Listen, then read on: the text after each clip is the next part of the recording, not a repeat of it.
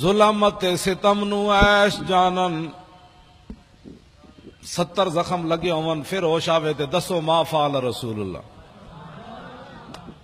ایک وہ تھے جو راستے میں سے واپس چلے گئے حضور کو چھوڑ کر کیونکہ میدان احد میں حالات بڑے خراب تھے، اور ایک وہ تھے جو 70 زخم کھانے کے بعد ہاتھ شل ہونے کے بعد ہوش آیا تو ایک ہی سوال تھا ما فعل رسول. ظلمت ستم نو ایش جانن جڑے جام وصال دا پیوندے نے، جڑے نسن دا نا بھج جانا. میری طبیعت نہیں سی ٹھیک، میرے ڈیڈ درد سی، میں اس واسطے نہیں آیا. میری وائف جو ہے وہ اسپتال میں تھی، میں اس لیے نہیں آیا ناموس رسالت کے.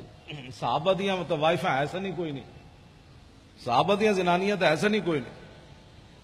پتر بھی انہوں نے کوئی نہیں سن، ان کا وطن بھی کوئی نہیں تھا، ان کے جسم بھی لوہے کے بنے ہوئے تھے، ان کو تلواریں بھی اثر نہیں کرتی تھی، ان کو سورج بھی ان پر نہیں چڑھتا تھا، سورج غروب بھی ان پر نہیں ہوتا تھا، ان کے رشتہ دار بھی کوئی نہیں تھے. ظلمت ستم نو ایش جانن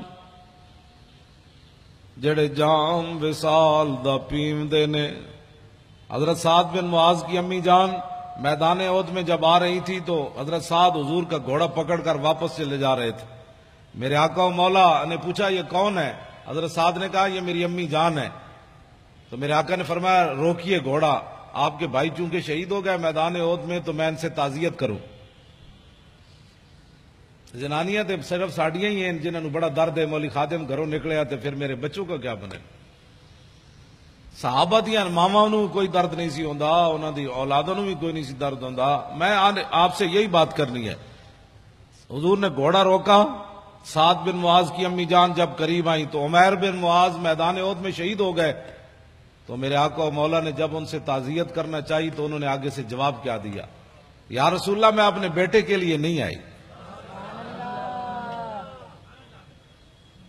میں بیٹے کے لیے نہیں آئی، میں نے تو سنا تھا آپ پر حملہ ہو گیا، میں تو آپ کو دیکھنے کے لیے آئی. ظلمت ستم نو ایش جانن، بیٹے کی لاش پڑی ہو اور ماں کو آنسو بھی نہ آئے اور ماں تعزیت بھی قبول نہ کرے.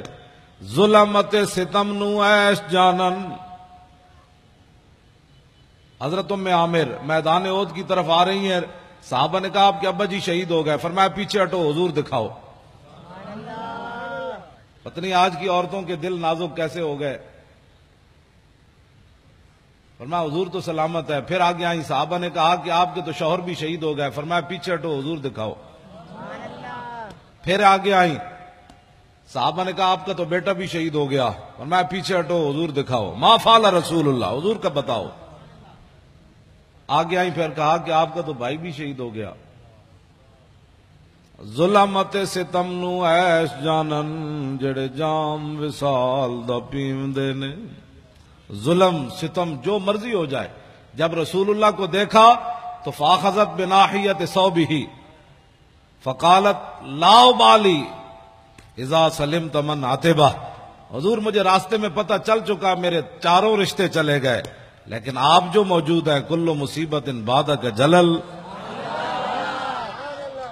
ظلمت ستم نو ایش جانن جڑے جام وصال دا پیوندے نے.